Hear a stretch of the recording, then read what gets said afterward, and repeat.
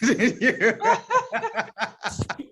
haircut. Hey, everybody, welcome to Overtime, where the real discussion gets down and dirty. We lost Sue Lovell a little bit. I wanted to hear what she thought about inflation and its potential impact, on, I guess, the coming midterms, and what you're hearing from friends and family about how it's impacting their lives and whether it's starting to grind a little bit. The higher cost of goods and services. Sure it does. Yeah, I mean, of course it does. Every family has to make decisions. I think the only thing that is keeping that from being so important is actually crime. I mean, to me, the number one thing people talk about is not, well, I had to pay more for my groceries. They're like about crime, the crime that's going on. That's the single most important. Now it may creep up as things get higher, but as you may have heard in the lead-in, in addition to 7.5% inflation, we're also dealing with the Abbott tax on electricity and gas, plus Mayor Turner's tax, essentially on our water bills to pay for the consent decree. Well, so, not just the water bills, but your garbage is more expensive. I mean, everything in the city, it's going to be more expensive. Look, he's going to be facing a budget in a couple of months that he's been supplementing, like his crime solution right now that is based on federal dollars flowing in, but it has nothing. It's not hardened into the budget. And so, how are they going to pay for it? My guess is to figure out a way to raise your taxes or fees. So, I think it'll get worse. I mean, oil's at $90 a barrel. It's projected to go all the way up to $150 a barrel. So you're going to see gas prices come up regardless. And natural gas prices are up. Electricity is going to be up. And, Governor Abbott's stuff is just going to get worse. I mean, electricity bill is going to get worse. But I think that inflation is likely to start to come down after second quarter. I mean, I think that some of them are supply chain problems. I think those are being solved. But overall, the economy is doing far better than it would have been if you thought about a global pandemic where everybody's locked up. I mean, just think about that. We went through an enormous economic shutdown across the world, not just in this country, and the numbers are still off the charts. I mean, the only thing we can talk about is inflation, and I think that gets left out of the political debate. Is that how well we have fared, and you almost hesitate to say that, right? But in essence, it's like a global shutdown where every household in every country was shut for different periods of time. And we're looking at a time where you have the lowest unemployment rate, the market's high, the incomes have risen, and the economic indicator, the only one that we can talk about to say that's a problem is inflation. Rather than but it's a big problem and it's eating away. Yeah. And I'm not minimizing it. I'm just saying that we're not talking about an economic meltdown, which is what you would have predicted before COVID got as big as it did. When in the early stages of COVID, we were all thinking, "Oh my God, the economy is going to be the problem." The problem that the Democrats have, they're in charge. The president gets too much credit when things are good. They get too much blame when things are not good. The voters are going to be reminded every time they go to the gas pump, every time they go to the grocery store, every time they go out to eat, that inflation is running wild on this president's watch. And the other thing, it's more than that. I think the American people have this overall feeling that Joe Biden is incompetent or he's lost it. And the situation overseas, I mean, we're surrendering to Iran. I mean, we just made new concessions. We're getting nothing from them, and they're going to end up with the bomb. And what does Russia do with the Ukraine? What does China do with Taiwan? All these places could fall, and the American people are going to blame Joe Biden because they're just not ready for prime time, him or his people. Well, hold on there, Gary, because for one, I used to make the analogy bringing whiskey to the party. Well, both parties brought a ton of whiskey in the form of stimulus to the economy. And so, my question to Bill King would be, was inflation going to be inevitable with as much juice as they poured into it, regardless of who won? And, on the global situation, President Trump was pulling us back. There were some isolationist type policies instead of global engagement. So you know, I don't know, throwing this at Biden and saying like, hey, we're not engaging with Iran, we're not engaging with Well, Putin. we had, And that was kind of the strategy of President Trump as well. But President Trump on Iran had Iran on the rocks. They had financial issues, and all we've done is just give them a bunch of money, and we're going to surrender. And of course, they're continuing to fund terrorism. So the short answer is too much blame, too much credit goes to the president. Was Trump perfect? No. Did he have some issues? Yes. Did some of the spending they do, could that have caused inflation? Sure. But that wasn't all the spending. When Biden came in, they spent like drunken sailors. Okay. Again, Trump doesn't get it out because he was a big spender too. In fact, if you look at the last 4 or 5 presidents, every one of them has been the biggest spender in American history. So, I mean, Biden's going to have that distinction. Trump had that distinction for 4 years. Obama had that distinction, et cetera. So, but the problem the Democrats have is they are in charge. They're in charge of the Senate. They're in charge of the House. They're in charge of the White House. They're in charge of foreign policy.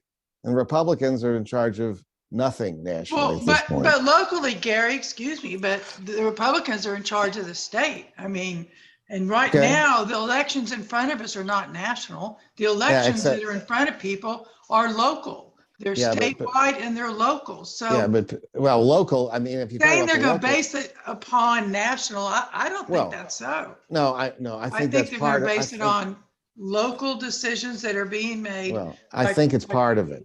I think it was part of it because if you look at the coverage, the media, Greg Groogan accepted, gives for local issues and state issues, it's not that much. Most of the media coverage is on national issues. So that's just the way it is. But yes, I mean, on local issues, it's crime, just like others have said. That's it. And on that one, the Democrats are going to lose too. All right, Charles wanted to say something.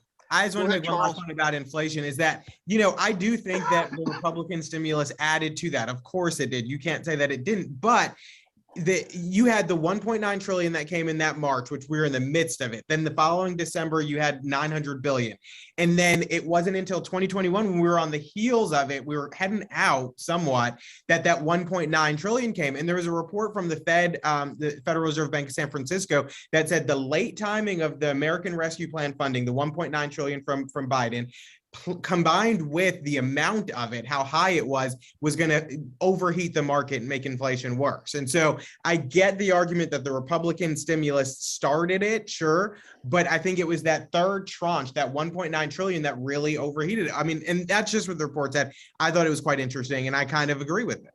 Yeah, I would just say that, the converse is, if you don't do all that thing, if unemployment numbers were over 10%, and incomes had come down and the market had crashed. Look, inflation is up, and it hadn't been up in like 40 some odd years. So it is something that we're sensing, but it's manageable and it's going to come down, versus the alternative after a pandemic would have been just a collapse of the markets. So I think we're far better off, and I think that this has become again, like everything else, a partisan thing where Republicans keep harping on this stuff. It does hurt Americans. It hurts the people at the bottom more than anything else. Gary, it's not the high bills at restaurants that bother me. It's the cost of basic necessities that people face when they go to the grocery store. But I think this is not a permanent thing. I think it is going to come down. And I think, look, interest rates down, and it affected seniors that have fixed income and savings for a long time. It's not always bad for the interest rate to come up a little bit more, because they're somewhat artificial in a sense, and there's no cost of money anymore. And so interest rates coming up might be a good thing to balance out the economy. Man, when you consider that we had 2 decades with 2 15-year shooting wars overseas, we had the 2008 real estate crisis and the subsequent Obama stimulus program and bailouts. And, I'm surprised we're not the Weimar Republic in terms of the dollar's value, because we have made a lot of them and spent a lot of them and borrowed a lot of them. Bill King, your take. Well, the problem is people search for one answer, one solution, one explanation for things, and that's never the way it is. Sure, we pumped a lot of money into the economy, and both sides did it, absolutely. Every president except Bill Clinton since Ronald Reagan has more than doubled the national debt while they've been in office. Now, the good news is that as a percentage of GDP, it hasn't gone up nearly as dramatically, but it is still up. It's still well below a lot of what other countries are. So, look, that is a factor. Another factor right now in energy is the fact that there is now this investment bias against investing in oil and gas. And so we're not seeing the same level of development of oil and gas reserves that we used to have. And as a result, those prices are going to go up by simple supply and demand, because I don't care how much you love green energy, we're not there right now. And we're still all using a lot of oil and gas. And so that's going to be up. And then you've got these inefficiencies that government lays in on top of it, like the electric grid at the state level, like the water system here in Houston. And some of those can be laid at the feet of the current politicians, but some of it is an accumulation of decades of abuse and underinvestment. And so everything tries to get turned into a partisan narrative because we've got these two corrupt cabals that want to control the country. And so that's what they try to do it. And the truth of the matter is always somewhere in the middle and a more nuanced explanation for these, but those don't make good sound bites when you're trying to run a campaign. It's better to say, I want my kids to learn cursive so they can read the Declaration of Independence. Sue, we didn't get your comments on the Briones situation remaining on the court. Charles is looking at his watch. He's got a breakfast date. Should we excuse him? I'm going to meet with two of our former co-panelists, Blain and Carmen, for breakfast. So you guys said hi, but I'm leaving. Okay. See you later. Sue, what's your take on the Briones situation? I think, if you're going to run for office, you ought to resign the office you're in, but there's a loophole there and it should be fixed. And will it be fixed? I don't think so.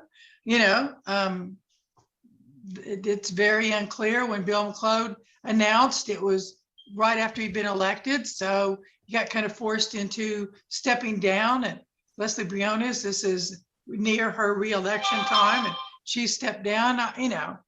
They're all designed to unfairly. I think. If you're going to run, you should step down and go run for that office and not be able to use the current office to help you in your stepping stone for the next office. Mustafa, I want to ask you this. I think we all agree that public safety and crime control are the top issue with voters by magnitude of, 3 or 4. What do you think that they are going to assess responsibility to officials in charge here for not addressing it more rapidly and refusing to go with the old school solution of massive expansion of cops and patrol cars?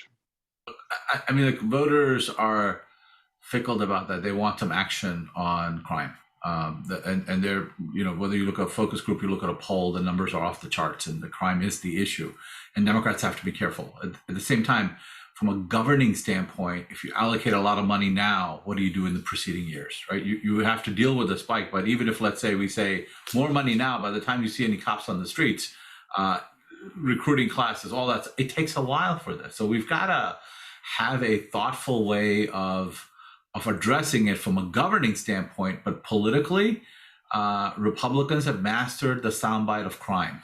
Right? I mean, in essence, they always have looked tough on crime from, coming in from the Nixon era. So they are full force. They are running campaigns to make Democrats look soft, and we're going to have to do better in responding to that. But difference between politics and governing, as Bill always points out, these are nuanced problems, and soundbite solutions often are not the ones that you want to do.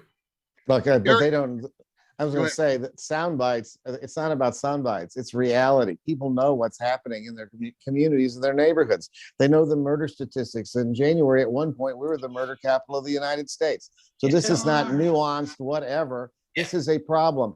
And, and we can get other police without training classes because we can recruit good police from other parts of the country if we pay better. So this all can be done. It's all about will. That's what it is. You got to have will. And the Democrats don't have the will that is Not all Democrats. Sue Lovell is an anti-crime Democrat. You probably are too, Mustafa.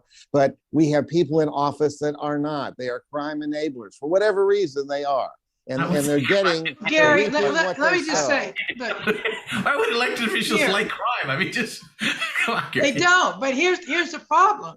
It's in order to do this in the city and county, it has to be an organized, coordinated campaign against crime. And if you're the Democrats and you're in charge, you need to get organized with each other, put your personal agendas aside, and have one goal and one way that you're going to do this. But it's so disconnected in the way that it's done that it's like one thing does not connect to the other to help make crime go away. I mean, the mayor rolling out the overtime for the police, that's great. But you know what? That's going to go away unless he puts it into his budget, and he can't because the money is not there. And so you have electeds with their own personal agenda who are thinking about that and not thinking about how do we come together and organize, because it's all connected. And in order for it to get better, you have to address every single thing from the courts to the jail, to the cops on the street, to all the law enforcement people coordinating with each other. And that's not being done. And the people that get hurt are the citizens. Yeah, I'll add one thing. Things like just juries showing up, right? I mean, is a real issue in terms of crime, because when you don't have enough of a jury pool, the courts slow down, and juries, everything from we don't have actually that is the issue. You can't get a jury pool. We have juries. We have Mustafa. We've had the lowest participation in the last, I don't know how 100 years or so in terms of jury stuff, right? Like we have as many. Yeah, except the jurors showing up are the ones we need to go to trial. Here's the problem, and Greg talked about it during the show. The DA's office has been starved for resources. Remember who had a stupid comment? One of the commissioners, was it Lena or Adrian, who said, "Oh well, gee, if they're busier, they're more effective." An average caseload of 700 cases, Mustafa. These people are treading water. They cannot get stuff done. Number one. Number two, and to compare that with a public defender where their average caseload's 100. For some reason, that's all they can handle, but the DAs can do that. Of course, they can't. So when she asked for 100, she really needed 200, but she didn't get it. She asked for it 2 years ago. They gave her 10, and they basically took the extra money the DA asked for and gave it to the public defender, even though they didn't need it. So that's the whole idea and what's wrong with the way this works. The jail is short-staffed. They're having trouble recruiting people. It's short-staffed means it's dangerous for jail guards. It's dangerous for inmates. There is, and you may not forget, there's a person, one of the deputies in the jail got raped by one of the prisoners who had a caution tag on his arm that said he cannot be unsupervised in the jail. Yet he was, and he goes into this room and rapes this 60-year-old woman. This is going on every day. So, and while it's going on, the commissioners, the 3 Democratic commissioners, have ignored it. They have not given the proper funding. The money is there. It's got to be a priority, and it's not. They're interested in social engineering. They're interested in all other things except the core function of the county. That is the problem, and that's why there's going to be a change of leadership in November. Even with redistricting, to give a Democrat a shot, Breonna's, if she survives the primary process, Cagle has something to run on in Precinct 4, a powerful issue. It'll be interesting to watch that roll down. Gary, there was a really interesting presentation by the head of the bail bondsman here in Harris County talking about the mentality and risk decisions he has to make. He says, when you sit across the table from people who have lived a criminal lifestyle, you start to learn how they think and how they problem solve. Now, you've sat across the table from many of those people. I mean, give us some insight there.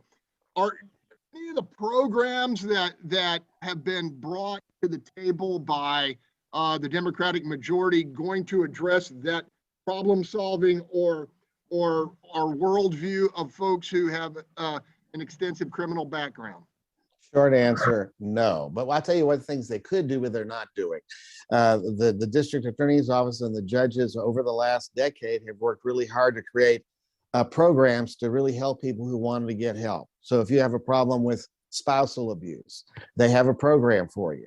If you have a problem with drugs, they have a program for you. They have all these wonderful programs. The problem is we don't have enough beds. So here's what happens in the system. You go talk to your client and say they're going to offer you this program, which if you went in the private sector costs $20,000 a month. It'll help you deal with your drug problem. And then they say, okay, how long do I have to wait to get in the program? And the wait to the program may be 60 or 90 days. And they say, well, what's the other alternative? And the DA will give you a year in the county jail. You get 3 for 1, that's 4 months and you're done. I'll take, and the dumb ones say, I tell them to take the hard thing because then you won't come back. But they want the easy thing and they'll take the thing that gets them out of jail quicker. So that's what happens. And so those programs, because they're not fully funded the way they should be, are not helping as much as they can, but they're great. So there's things that can be done. But this mental health patrol going out and taking care of these criminal problems is garbage. It's not going to do any good. It's going to be more victims on the street. And the most effective police force, you know, the broken glass theory that was pioneered in New York with Bill Batten way back when New York was a hellhole and they recovered was, I hope that dog agrees with me, that broken glass, you can't tolerate any type of crime. And so that's really important.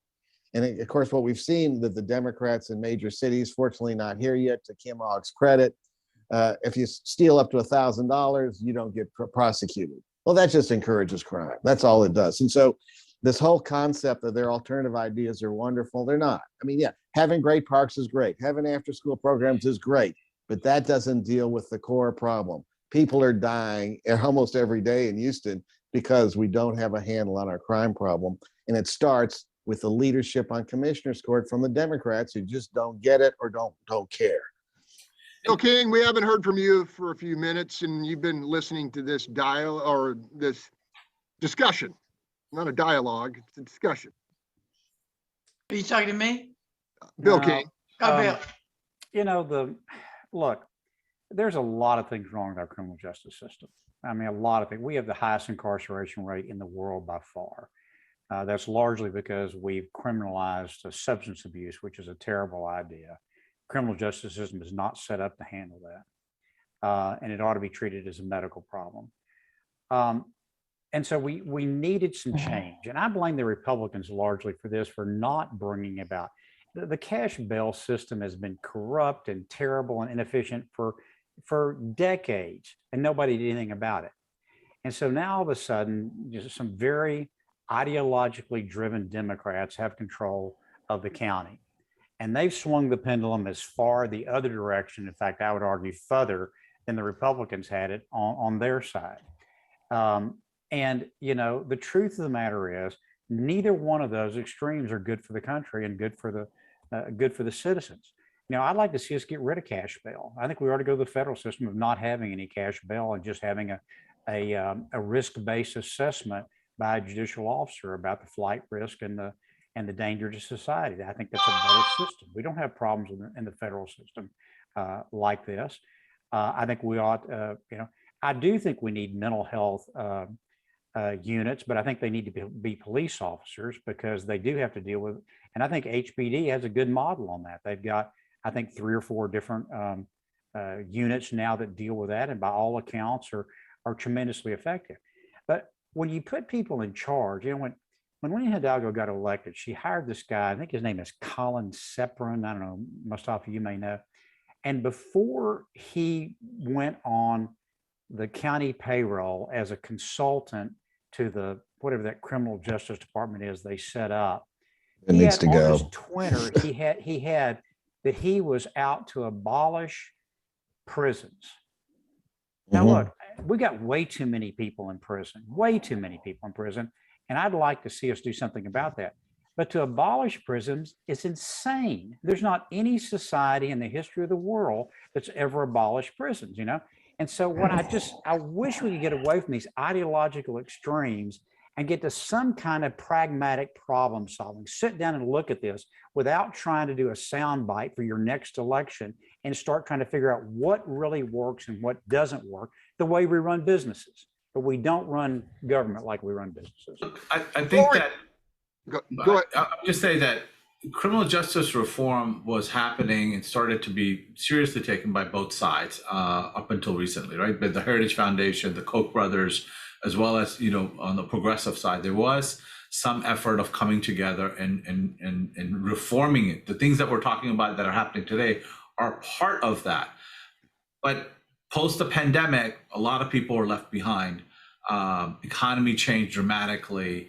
You know, when talking about bail reform, one of the issues is that, you know, people may be on bail for a month or two, but now sometimes because we have a backlog in the system, that they're not able to come back up for a year or two. So now you got somebody on bail that would have been on bail for 2 months is out for 18 months. And so they commit a crime. And so there's a lot of things that are complicated in this.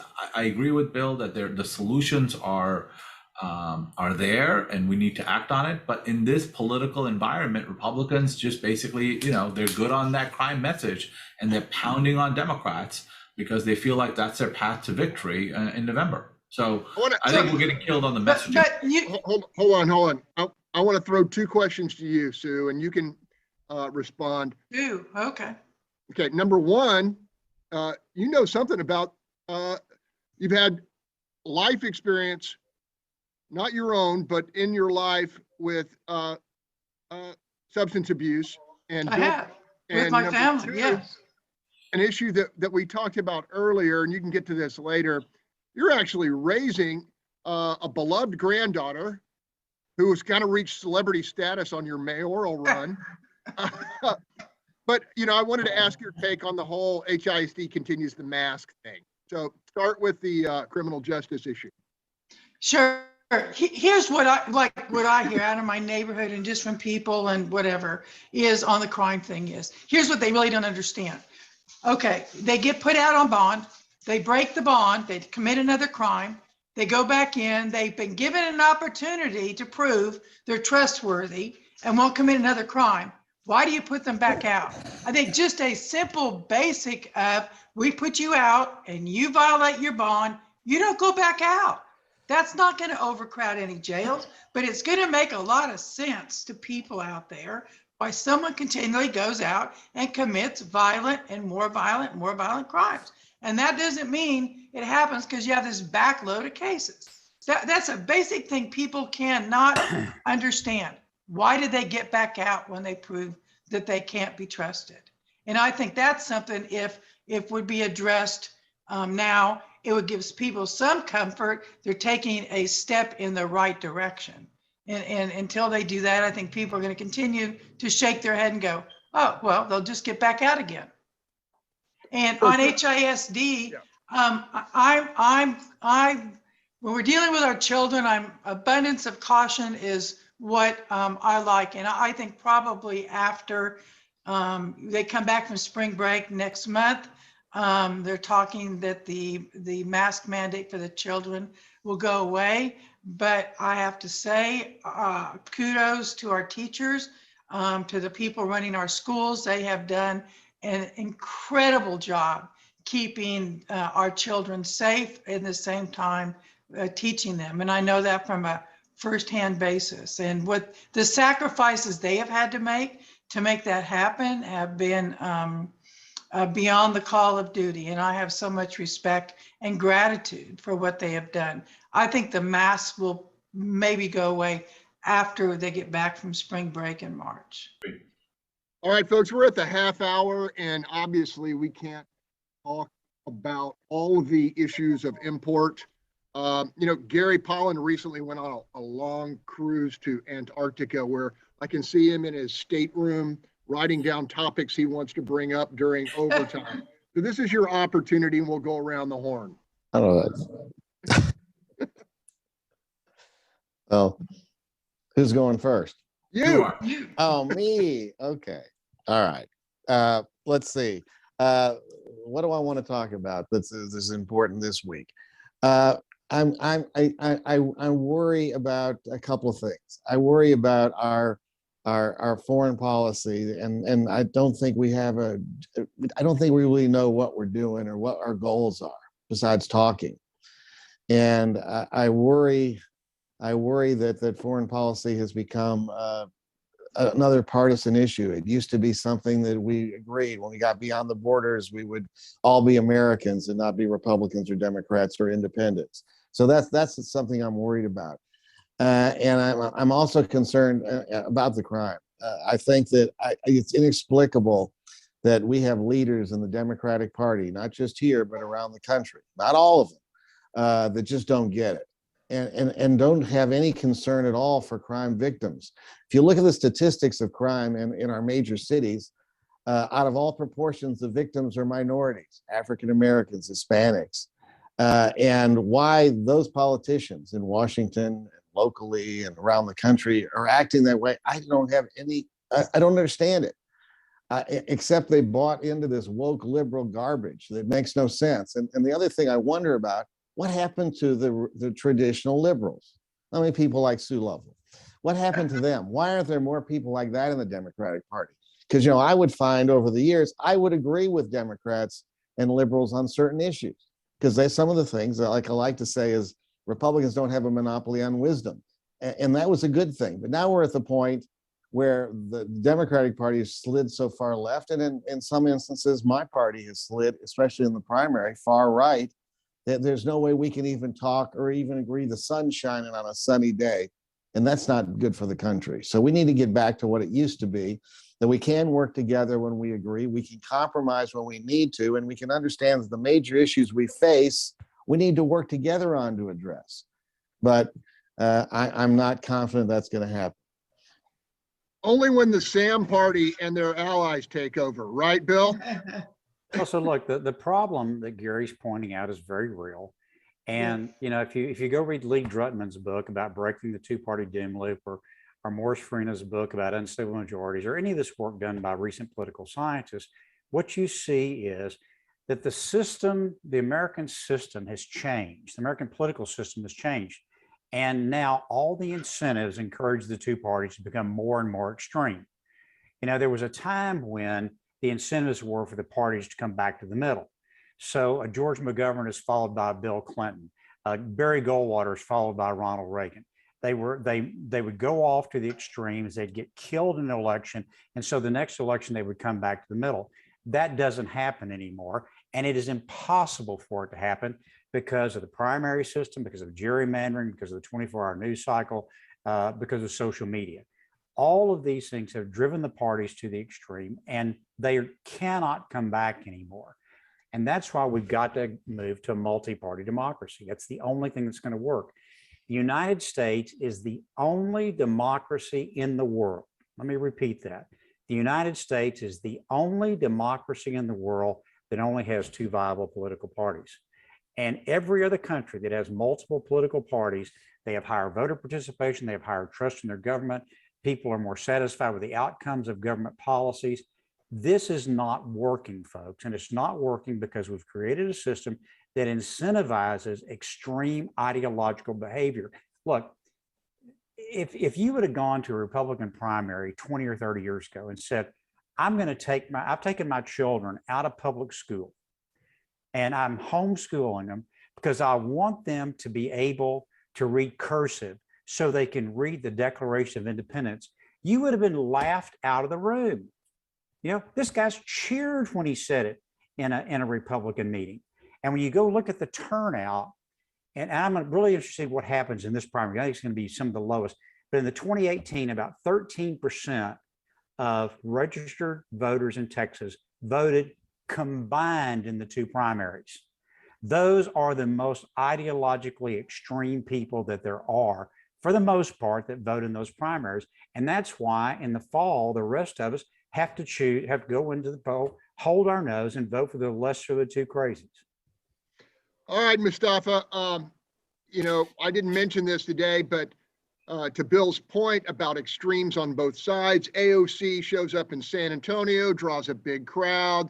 And I got to think back to my days covering Bob Bullock and saying, I wonder if Bob Bullock would appear on a stage with AOC. I'm thinking no. But anyway, have the extremes of both parties captured both parties, and is that bad for America? Look, I think that extremes do drive the political fodder on social media in discourse. I think that what's happening on the Republican side is nowhere near what's happening on the Democratic side. There's not an equivalence of that. And I think all of us understand that, but Republicans tend to want to go like, yeah, but what about them? And so what's happening there on the Republican side is getting lost. I will say this, that over time, we have to find a way to not make the other side evil. And, Bill contends that we need a third party. Okay, fine, but we don't have one. So right now we can't say the other side is so bad, they're driving the country to hell. And, Democrats don't want crime. I mean, no one should, we may disagree on policy. There may be a debate. There may be different ways of approaching it. But the Republican vantage point has become that everything has to come back to why Democrats are evil.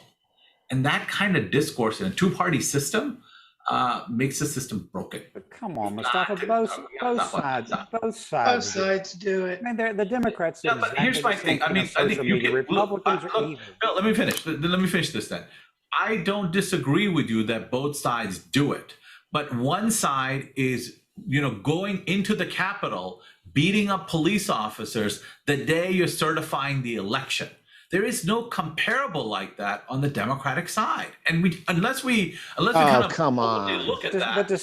I guess you forgot the summer of riots. That the few hundred people that went in there, which I think ought to be put in jail and let to rot, to say that they represent all Republicans out there. Saying, right? President Trump saying he's going to pardon those people. I mean, look at the polling, Mustafa. I mean, you've got polling says that they're willing to. Republicans are willing to take on violent action. It's never happened in American politics. Biden has a 38% approval rating right now. Right now the Democrats are on course to be slaughtered in the next election. And look, I don't celebrate that in any way because I think they'll do some nutty stuff just like the Democrats have done nutty stuff. I'm telling you, there's no way to solve this problem unless we break this duopoly. Where you have two morally and intellectually bankrupt criminal cabals that are running this country right now. Now, that's the bottom line. And if you tell me that you look at Commissioner's Court and think what's going on down there is not criminal, I mean, they are falsifying purchasing every elected official in this country with the two parties is criminal. I mean, just like the rhetoric on that is not. I mean, it just doesn't. Well, let me ask you this: Do you think that Greg Abbott accepting $1 million from somebody that make $1 billion off of the freeze last year, do you think that's criminal? But Bill, I'm not disagreeing that there should be other ways they should look at, but you can't snap a finger and say, I'm going to have a third-party system tomorrow and it'll work, right? It just doesn't work that way. Let me just, wait a second. Macron started a march in 2018 and was elected president 18 months later. The president of Mexico started a new party and was elected president 14 months later. It's one person. It's not the entire system across up and down the ballot, right? Like, I mean, Macron's party has the most seats in parliament in France right now. That party was started in 2018. But the Republican Party started in the mid 1850s, and by 1860 it had elected Abraham Lincoln as president of the United States. When the American people decide they've had enough, they can change their mind. And this idea that somehow we're stuck with these two parties is bullshit. Excuse me, but I'm sick and tired of telling me. I'm sick and tired of partisans like you telling me that I have to go into the poll and I have to choose between Donald Trump and Joe Biden for president.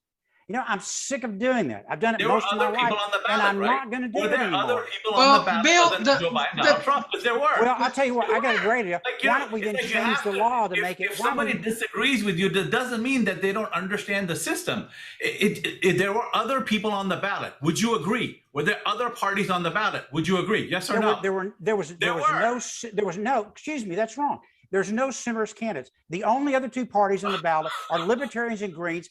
And the Republicans keep the green on the parties to hurt the Democrats, and the Democrats keep the Libertarians on the ballot. Nobody try to go get a new party on the ballot right now in Texas, Mustafa. You don't have any idea what it costs. at least $1.2 million. And why do you think that's so difficult? Because neither of these parties can compete on a heads-up basis against somebody from the middle. And that's an important point. That needs some more reporting, how difficult it is to get on the ballot in so many states. And by the way, and it's been made that way. If you would do away with the primary, the state of Texas spends paying for the primaries of the Democrat and Republican parties, those parties don't pay for their own primaries. The taxpayers spend millions of dollars a year subsidizing these two corrupt political parties to pay for their primaries. Now, why are taxpayers paying? Why are taxpayers paying to finance a private political party's primary? Nobody's arguing with you, Bill. I mean, it's fine that we should have a third party, but you can't say that the solution to every public policy problem is having a third party, right? I actually think it is. I just don't think that's, look, I'm fine with people advocating for it and trying to come up with it. I come at it from a different way. If you took away the primary system, like you do here in Houston when we elect our leaders, it isn't, you know who's in what party, but you're not tied to that party. If you did away with a primary system, then people could go and vote. But at this point, if I want to vote for this person that's a Democrat and this person that I really like that's a Republican, I can't do that in the primary. If you went to open primaries, I don't think it's the third party. I think it's doing away with the primaries. If you went to open primaries and you also had ranked choice voting, you'd have a lot different results. Exactly. And I think the New York Democratic primary showed that. The guy that got elected there was, not what a lot of people expected was going to come out of a Democratic primary out of New York. I mean, I listen to him a lot of times. He sounds more like a Republican than he does a Democrat. That's what happened when you had ranked choice voting in New York. Right. And the primaries, we all know, are controlled by people in the party that are most active, that have an agenda, that have the energy to do so, and they drive that or have the money to do so. In California, you have redistricting done by independent boards, right? In New York, you have ranked choice, and you have ranked choice stuff. I don't disagree with those things. They don't have not independent. It's not independent. No, it's not. Well, ranked choice voting is not in the general election. It's only in the Democratic primary. The only two states that have ranked choice voting in the general election are Maine and Alaska. And, in Maine and Alaska, you've had very independent people elected out there. It looks like the independent's going to win the governor's race in Alaska this year. Murkowski, the reason that Murkowski is able to have the sort of independence that she has in the Republican Party is that they had an open primary up there, and she was able to attract independents and some Democrats to vote for in the open primary. I'm telling you, we've set up a structural system that creates these incentives for ideological extreme behavior. And as long as we keep ignoring that and just saying, oh, well, the other side's worse than we are, all we're going to get is more of this crap until you end up with the country falling apart. And by the way, George Washington perfectly predicted this in his farewell address. He said, if you let two political parties get control of this, at the end of the day, you're going to end up with despotism. And I always thought that was extreme until I saw January the 6th. And all of a sudden, I began to realize we have a real serious problem here.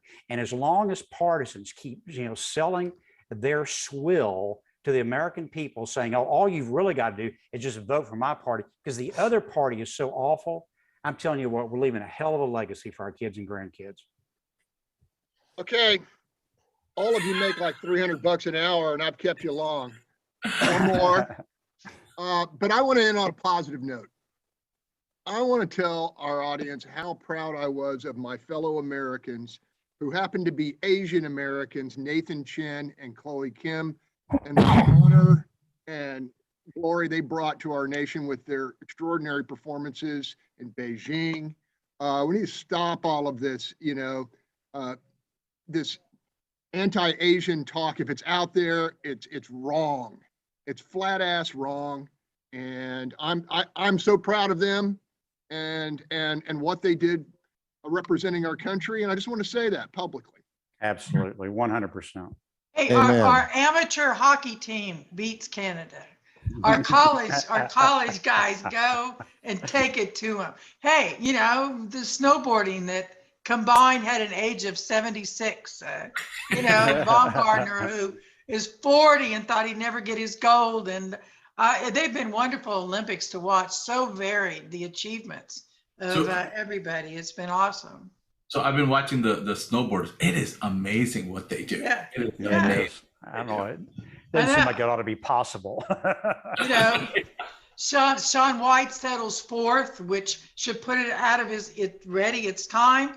And a kid that was like, 7 that looked up to him does an amazing program and steps in. The whole thing has been really awesome to watch. Yeah, by the way, and the other thing is I noticed there's no audience, which I think takes away a lot from these sporting events. Yeah, it does. Hey, I gotta go, everybody, guys. thank you for bringing your considerable intellect into the public square. Like I said earlier before the show, heck, if I knew that you were getting together, I'd clamber into my old Camry and try to get there and join the conversation. As long as you bring Okay. your grill and some steaks, we'd let you come. Well, a great week, everyone. Thanks for joining us care. on Hey, you Overtime. too. Hey, Take care, everybody y'all. too. Bye.